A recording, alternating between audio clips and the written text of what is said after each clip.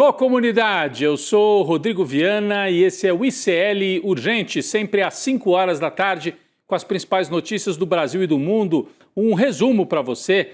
Eu sei que muita gente nos assiste depois, durante a noite, até no dia seguinte. É um resumo desse dia 14 de novembro de 2025. A gente tem sempre a participação da Laura Couto na atualização de notícias aqui na redação do ICL. Boa tarde, Laura. Boa tarde, Rodrigo. Boa tarde para você que está nos assistindo pelos canais do Instituto Conhecimento e Liberta e Eduardo Moreira no YouTube.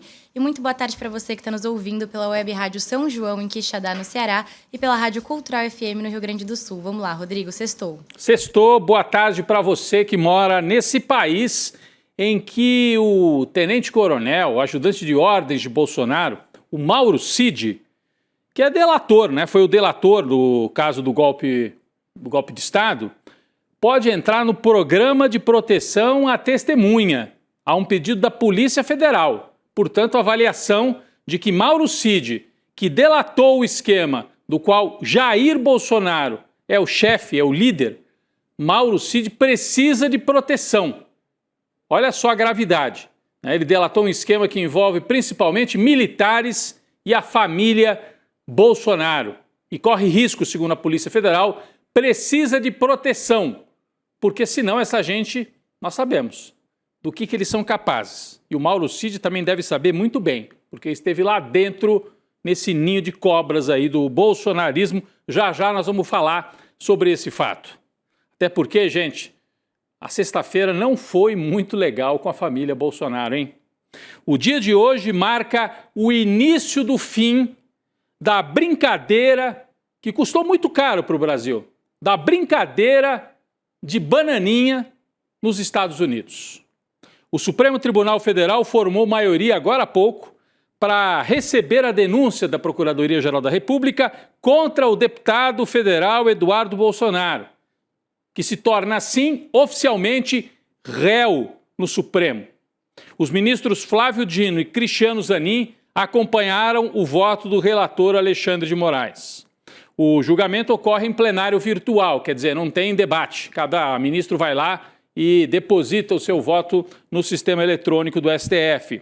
Ainda falta o voto de número 4, o voto da Carmen Lúcia, mas Eduardo já é considerado réu por 3-0. Só para explicar o que está acontecendo nessa etapa, é aquela fase de recebimento da denúncia, quando o Supremo decide tem ou não tem indícios bastante fortes para pelo menos dar andamento ao processo. E eles decidiram que sim.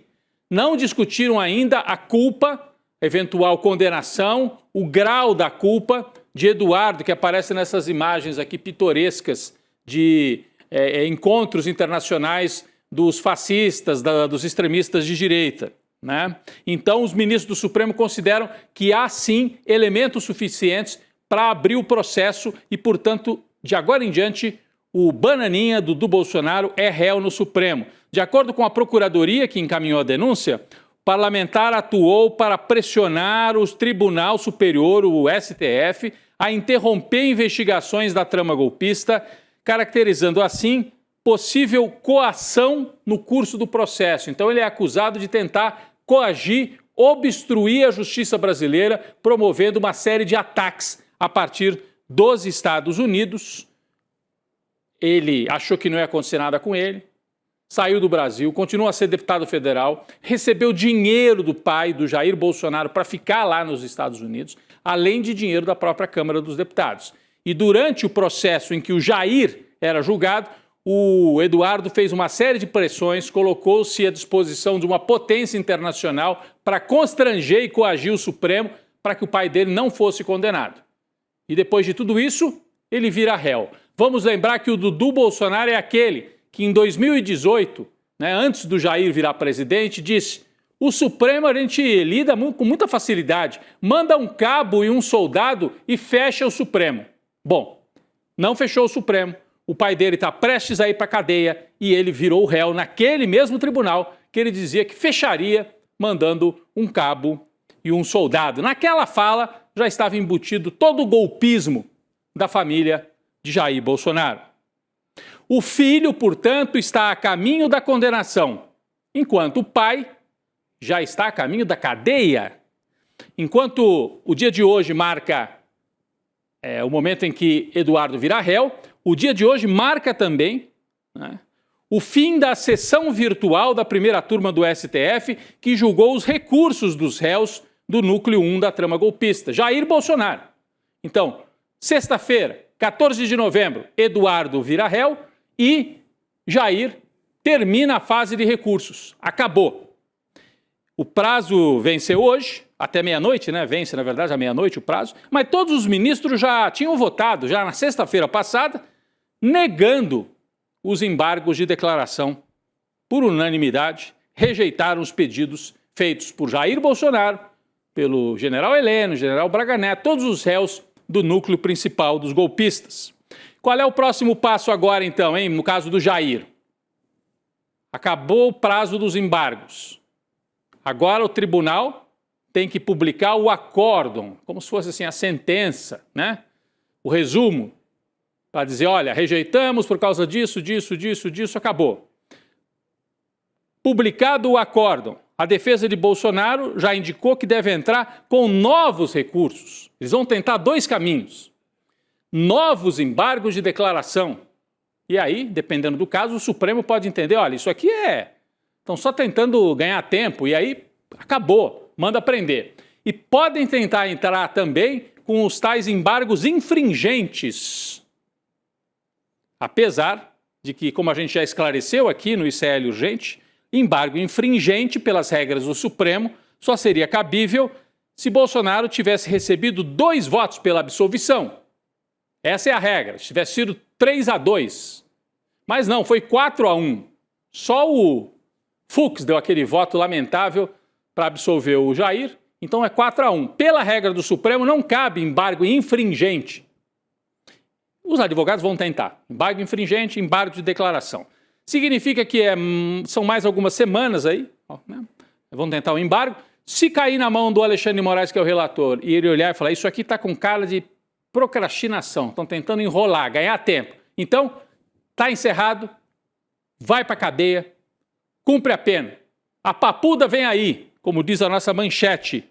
Se a defesa só quer enrolar, ganhar algum tempo, o futuro de Jair Bolsonaro a gente sabe que é a papuda ou a papudinha, como já esclarecemos aqui, um anexo ali do complexo penitenciário no Distrito Federal.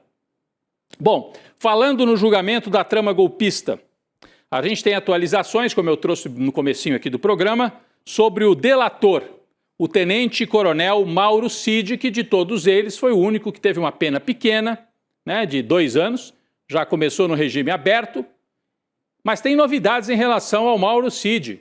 Laura Couto traz as novidades para a gente. Laura. Rodrigo, a Polícia Federal sugeriu ao STF que inclua o Mauro Cid em um programa de proteção a testemunhas. A sugestão vai ser analisada pela PGR, que vai dar o parecer sobre a proposta, e a decisão final sobre a inclusão cabe ao ministro Alexandre de Moraes, que é o relator dos processos da trama golpista.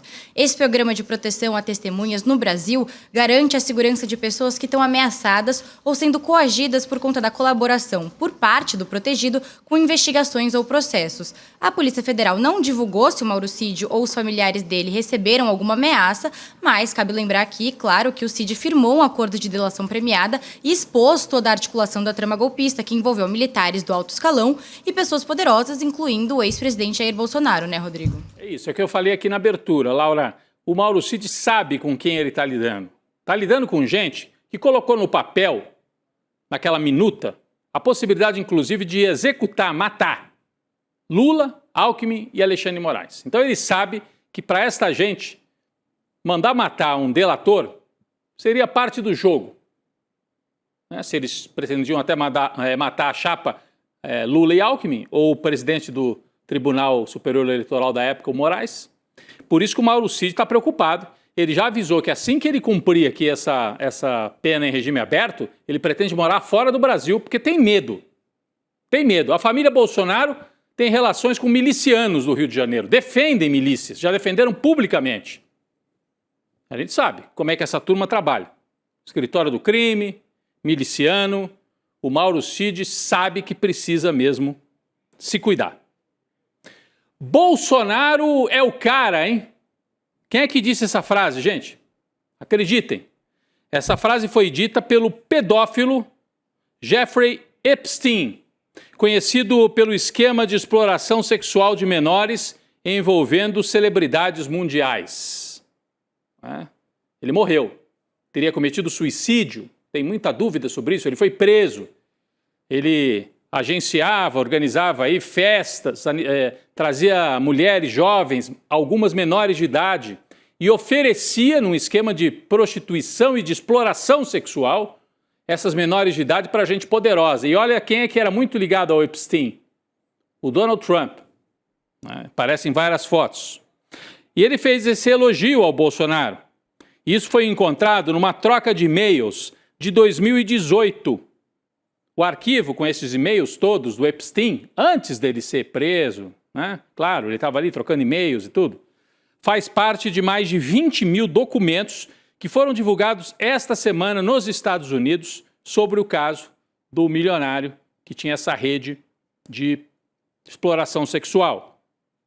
Nessas mensagens, o criminoso sexual Epstein diz que conversou até com Lula por telefone, numa ligação que teria sido mediada pelo ativista norte-americano Noam Chomsky. É uma história muito estranha e que chama atenção. Na época, Lula estava preso em Curitiba. Todo mundo que conviveu com Lula durante os 580 dias de prisão diz que jamais ele teve acesso ao telefone e jamais gravou uma mensagem. Você lembra de ter ouvido a voz do Lula de dentro da cadeia? O Epstein diz no e-mail, o Chomsky estava do lado do Lula, numa conversa, dá a entender que teria ouvido o Lula. Então, essa história está sendo divulgada pela extrema-direita, mas na mesma conversa, o Epstein, na mesma troca de e-mails, ele diz, mas o Bolsonaro é que é o cara no Brasil. A gente tem aqui as mensagens, uma reprodução aqui das mensagens, com a tradução, evidentemente. Então, é o Epstein falando com o destinatário que a gente não sabe quem é, nos e-mails. Então, Epstein diz assim, Chomsky me ligou com o Lula, assim, dizendo, me ligou com o Lula do lado, da prisão. Que mundo, diz o Epstein. E o destinatário responde, diga a ele que o meu cara vai vencer no primeiro turno. Ou seja, não é a turma do Lula que vai ganhar, quem vai ganhar é a turma do Bolsonaro. Diga a ele, ou seja, ao Lula, que o meu cara vai vencer no primeiro turno. Então o interlocutor do Epstein estava torcendo pelo Bolsonaro. São mensagens de 2018, quando o Lula estava preso e o Haddad concorria contra o Bolsonaro naquela eleição. Aí o Epstein manda uma outra mensagem. Durante a coletiva de imprensa de quinta-feira, uma mensagem de Lula ao Partido dos Trabalhadores foi transmitida a respeito da militância e da organização.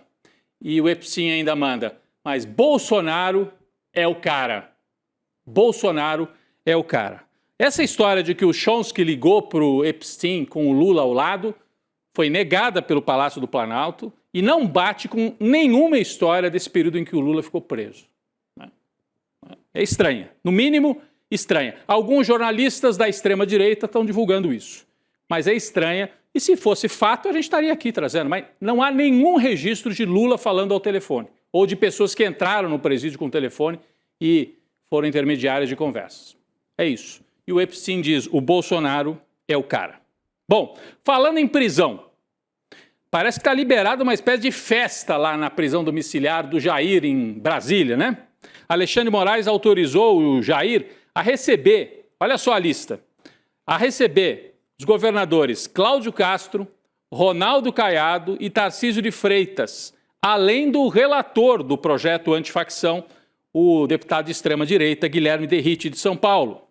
As visitas sinalizam uma tentativa de Jair Bolsonaro de continuar relevante mesmo em prisão domiciliar e às vésperas de passar a cumprir pena definitiva. Ele quer ainda dar as cartas, organizar o jogo de 2026, dizer, Cláudio Castro, você vai para o Senado no Rio, coloca o Derrite para governador, o Tarcísio é o candidato a presidente, ou o Tarcísio fica para governador em São Paulo, vamos lançar um outro nome. Ele quer organizar isso com estas visitas nos próximos dias lá em Brasília. Uma dessas visitas, o Derrite, deputado de extrema-direita, ligado ao Tarcísio. Falando nele, no relator do projeto antifacção, O Congresso Nacional não descarta um novo texto de Derrite até a próxima terça-feira. Gente, seria a 5ª versão, pelo amor de Deus. Já foram 4 versões em menos de uma semana. Laura, conta mais pra gente. Tem uma nova tentativa do Derrite a caminho. Ele tá com a cara de triste nessa foto que apareceu aqui na tela. Rodrigo, pelo amor de Deus, né? Parece que essa novela não vai acabar nunca. E eu acho que tá bem claro pra todo mundo que o Derrite quer ganhar o título de relator que mais voltou atrás, né? Porque não é possível.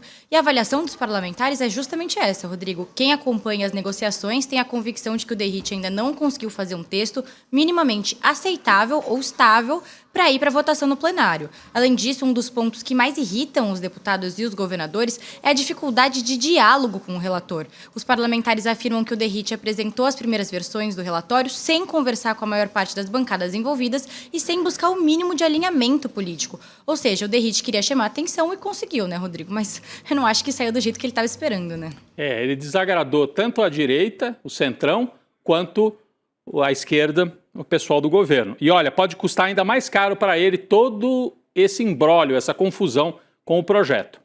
Isso porque, se a Câmara entregar um texto confuso e aprovar esse texto confuso, que seria a 5ª versão do Derrite, truncado, cheio de problemas, ou seja, do jeito que o Derrite quer, se acontecer isso, o Senado Federal já sinalizou que trabalha com a hipótese de reinstalar a versão original enviada pelo governo Lula. Seria uma humilhação. Seria dizer assim, ó, Câmara, vocês fizeram bobagem, vamos jogar no lixo a versão do Derrite e vamos voltar ao texto original que veio da equipe do Lewandowski, do ministro da Justiça. É a nossa manchete no site. Senadores avaliam retomar texto original do governo federal. A avaliação é de que se a Câmara virou uma usina de erros técnicos e recuos à base dos improvisos, o Senado passou a funcionar como a última barreira institucional contra um projeto mal construído e perigoso para o Brasil na mão de um deputado inexperiente e que está em busca de holofotes para a candidatura dele em São Paulo. É isso que quer o Derrite. Para ter uma noção de como está ruim o clima, até a mídia tradicional está falando mal do Derrite. Falando do Estadão, o jornal conservador de direita, publicou um editorial. Está aqui no nosso telão, vamos colocar aqui na tela o editorial do Estadão, com o seguinte título: Brincando com coisa séria, dão um puxão de orelha no Derrite. Né? Dizem que o Derrite conseguiu a façanha de desagradar todo mundo. O Estadão também deu vários puxões de orelha no Tarcísio, quando ele começou a fazer graça com a história do tarifaço. Eu vou trazer 2 trechos aqui para a gente analisar o tamanho do puxão de orelha que o Derrite, que foi colocado aí pelo Tarcísio, está levando. Diz o Estadão, em apenas 5 dias, Derrite apresentou 4 versões. A última, protocolada na noite do dia 12, é quase um facsímile do texto originalmente apresentado pelo presidente Lula. Ou seja, para que mexer tanto? Se voltou para uma versão parecida com a do Lula, só que agora mal ajambrada.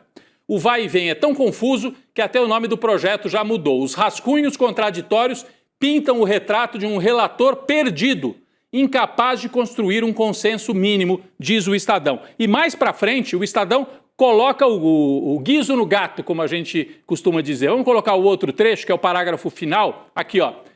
Não se pode desvincular a bagunça, olha o termo que o Estadão usa, a bagunça causada por Derrite do erro de análise de alguns governadores empolgados com pesquisas que apoiaram apoio à recente operação no Complexo da Penha e do Alemão. Eles parecem acreditar que endurecer o discurso e a lei basta para agradar o eleitorado. A população está farta da violência, mas também cansada da ausência do Estado. É disso que se trata. Quer segurança e não espetáculo. Quer presença do poder público e não banhos de sangue travestidos de combate ao crime. Olha, parabéns ao Estadão pelo editorial. Acertaram no tom e deram um puxão de orelha. Mostra o grau de confusão causado pelo Derrite. Para fechar esse bloco Derrite, e a gente poderia chamá-lo de Derrete, porque o Guilherme derrete à frente de todo mundo, o aprendiz de Tarcísio de Freitas, que é esse deputado, está seguindo os mesmos passos dele e está tomando pancada de todo lado, da mídia, do governo federal e até do próprio Centrão. E agora o senador Renan Calheiros, do MDB, repercutiu esta foto que mostra Derrite ao lado de Cunha, aqui, né, e Arthur Lira, numa mesa lá meio escondidos lá num restaurante de Brasília. Olha o que disse o Renan Calheiros dando um puxão de orelha. Combater o crime organizado é desafio mundial. Os 4 rabiscos ruins do relator têm foco único e inaceitável: minar a autonomia da Polícia Federal. Eles dividem a mesa mostrando quem manda e quem é o bobo da corte ausente na foto. Olha só o que disse o Renan. Quem manda? Quem está no centro aqui, Arthur Lira. Tem a pose de poderoso chefão. E quem é o ausente? O Hugo Mota, presidente da Câmara, que é o bobo da corte ausente dessa foto. Lembra o Renan Calheiros. Então essa foto é importante pelo que está nela e pelo que não está. Quem falta nela? O Hugo Mota, um presidente da Câmara completamente fraco, tropeçando nas próprias pernas.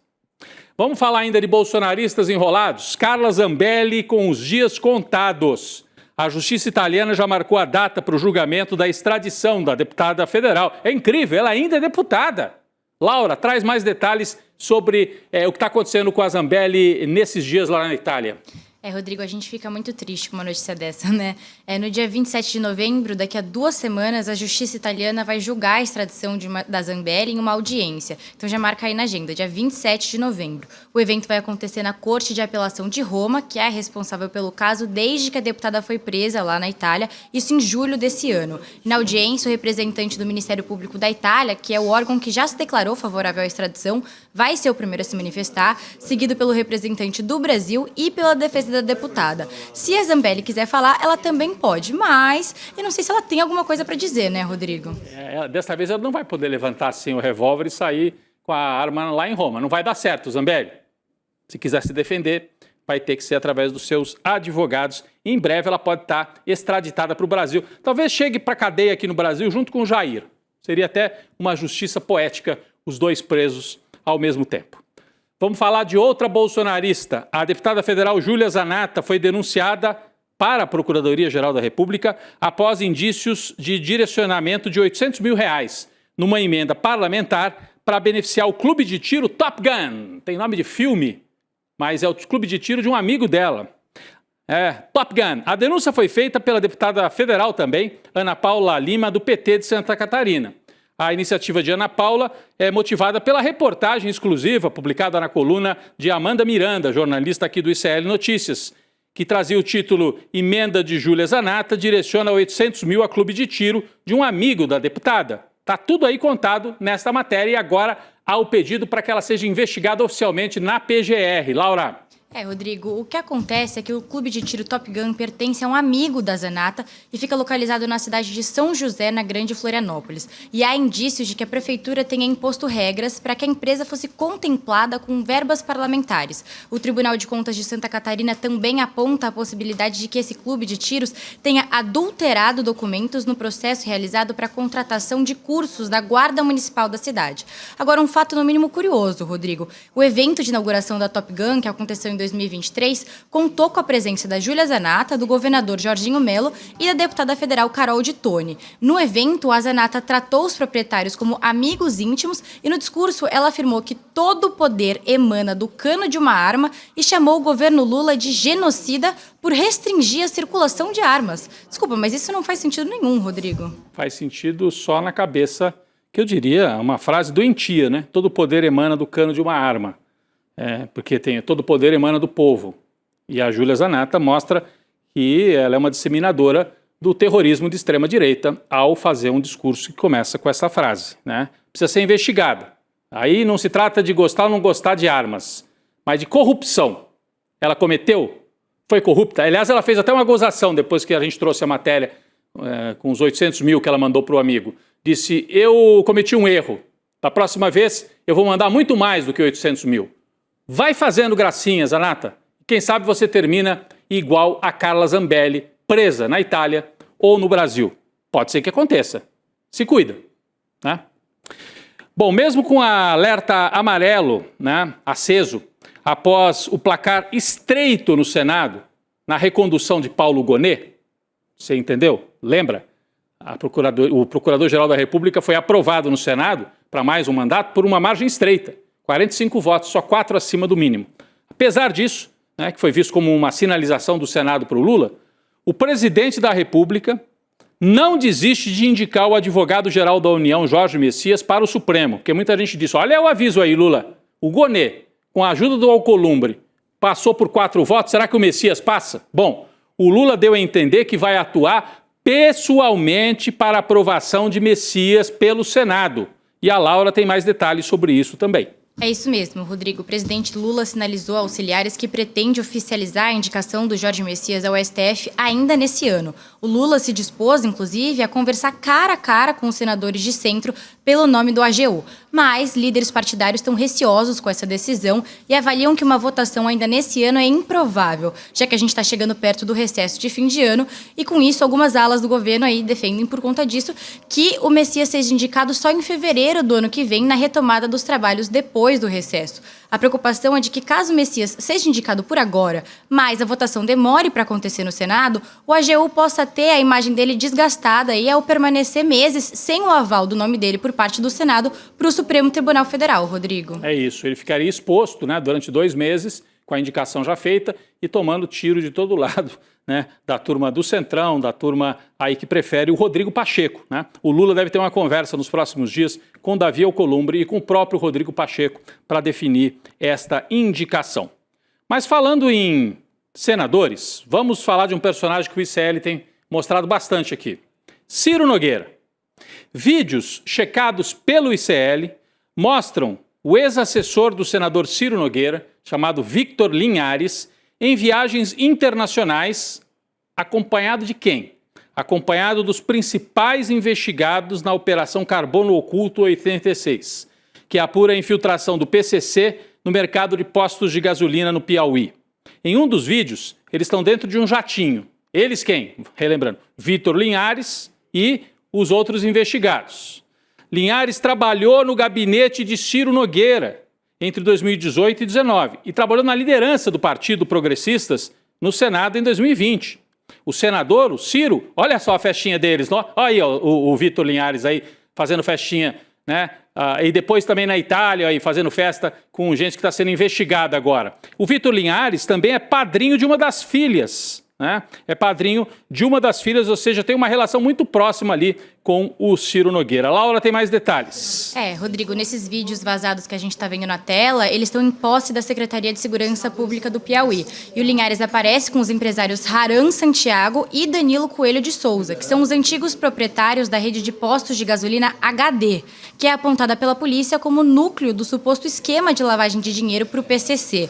E um dos vídeos, que é de fevereiro de 2023, eles aparecem fazendo brincadeiras e danças dentro de um jato particular, e o outro vídeo é de julho de 2024 e os empresários estão passeando aí numa rua da Itália, como você falou, Rodrigo. E vale ressaltar aqui que o ICL checou a autenticidade desses vídeos. E de acordo com uma reportagem também do ICL Notícias, que a gente trouxe aqui no ICL Urgente, o Linhares recebeu R$230 mil do Haran Sampaio. E essa transferência teria acontecido por uma conta aberta pelo Linhares no BK Bank, que é uma fintech que se tornou um dos principais alvos da Operação Carbono Oculto aqui em São Paulo, envolvendo o PCC.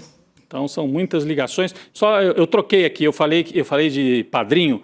O senador Ciro Nogueira que é padrinho de uma das filhas do Victor, e não o contrário. O senador é padrinho, então eles têm uma relação de compadrio, literalmente, são muito próximos mesmo. Segundo a Secretaria de Segurança do Piauí, esse grupo de empresários utilizava uma complexa estrutura de empresas de fachada.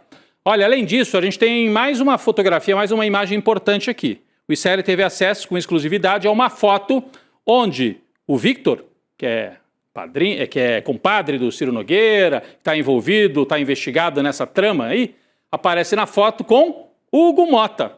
No momento em que a Câmara quer votar projeto de lei contra as facções, contra crime organizado, mas crime chique pode, é isso, Hugo Mota? Crime de gente que mexe com dinheiro grande, posto de gasolina e tal, ou de que já trabalhou em cargo parlamentar, aí pode. É só uma pergunta. Também a gente não sabe a circunstância. Mas parecia que estava numa festinha aqui, né? Hugo Mota e o Victor na foto obtida pelo ICL. Pessoal, eu queria agradecer a Laura mais uma vez. Sextou, Laura. Obrigado pela parceria nessa semana aqui que se encerra. Valeu. Daqui a pouco vem aí o N2, mas antes disso eu faço aqui mais uma vez a lembrança, pessoal. Neste mês, no dia 27 de novembro, pós-graduação do ICL, mais um curso sendo lançado. Teoria Crítica da Sociedade. Vai ser lançado no dia 27 de novembro, uma quinta-feira, 8 horas da noite. Você se inscreve em iclurgente.com.br. Esse é um curso que tem um timaço de professores, incluindo Nancy Fraser, Vladimir Safatli, Gessé Souza, Márcia Tiburi, Lindener Pareto, entre outros, né? O Álvaro Lineira, que foi vice-presidente da Bolívia, é um grande intelectual latino-americano. Todo mundo estará aqui no ICL para essa pós-graduação. Esta aula, no dia 27, é aula inaugural. Tenho certeza que você fazendo a aula inaugural, que é gratuita, você vai querer fazer o curso todo. Então anota aí, iclurgente.com.br. Você pode digitar, já preencher o seu e-mail e já fica preparado. Dia 27 a nossa equipe te lembra Teoria Crítica da Sociedade, o novo curso do ICL. Vem aí o N2, o ICL Urgente volta na segunda-feira. Obrigado, gente. Teoria crítica da sociedade é o campo de estudo da filosofia e da sociologia que não quer apenas descrever a realidade e observá-la de forma passiva. O objetivo maior é estudar para ativamente transformar a sociedade. A teoria crítica busca entender as relações injustas de poder e dominação para assim mudá-las de verdade. O mais incrível, Teoria Crítica da Sociedade, é o novo curso de pós-graduação do ICL, em que serei professora. Tenho certeza que você vai querer estudar e transformar o mundo com a gente. O lançamento do curso será no dia 27 de novembro, uma quinta, às 20 horas. Nesse dia, vamos revelar tudo sobre o curso. Não perca! Cine Liberta, um programa de cinema do ICL que abre as portas para um acervo com mais de 200 documentários nacionais e internacionais reconhecidos mundialmente.